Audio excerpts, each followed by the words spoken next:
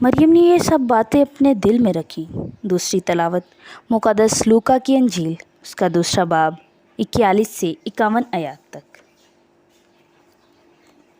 اور اس کے والدین ہر سال عید فصح پر یروشلم کو جایا کرتے تھے، اور جب وہ 12 برس کا ہو گیا تو عید کے دستور کے مطابق یروشلم کو گئے، اور جب ان دنوں کو پورا کر کے لوٹے تو وہ لڑکا یسوع یروشلم میں رہ گیا، مگر اس کے ماں باپ کو خبر نہ تھی، بلکہ وہ یہ سمجھ کر کہ وہ قافلے میں ہے ایک منزل نکل گئے اور اسے اپنے رشتہ داروں اور جان پہچانوں میں ڈھونڈنے لگے، اور نہ پا کر اس کی تلاش میں یروشلم کو واپس گئے، اور انہوں نے 3 روز کے بعد اسے ہیکل میں استادوں کے درمیان بیٹھا ان کی سنتے اور ان سے سوال کرتے پایا، اور جتنے اس کی سن رہے تھے اس کی سمجھ اور اس کے جوابوں سے متعجب تھے، اور وہ اسے دیکھ کر حیران ہوئے۔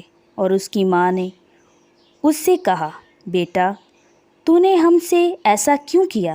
دیکھ، تیرا باپ اور میں کرتے ہوئے تجھے ڈھونڈتے تھے۔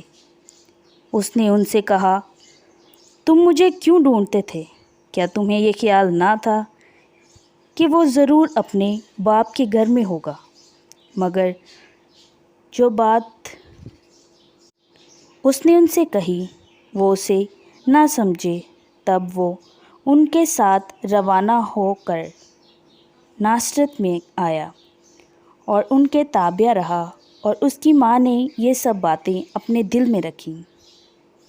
پاک کلام کے پڑھے اور سنے جانے پر خداوند کی خاص برکت ہو۔ خداوند کا شکر ہو۔